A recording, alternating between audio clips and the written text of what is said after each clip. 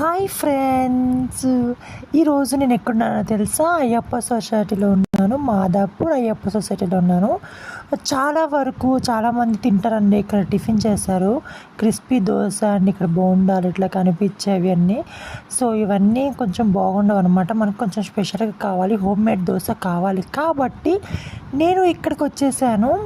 So ఇక్కడ మా Nellore aunty ఇక్కడ మంచి సాఫ్ట్ దోశ పోస్తుందనమాట.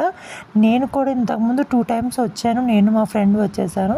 సో ఇప్పుడు నేను మా ఫ్రెండ్స్ని తీసుకొచ్చాను. ఆంటీ చాలా బాగా దోశలు పోస్తుంది. మన హోమ్ మేడ్ దోశ పోస్తుంది అనమాట.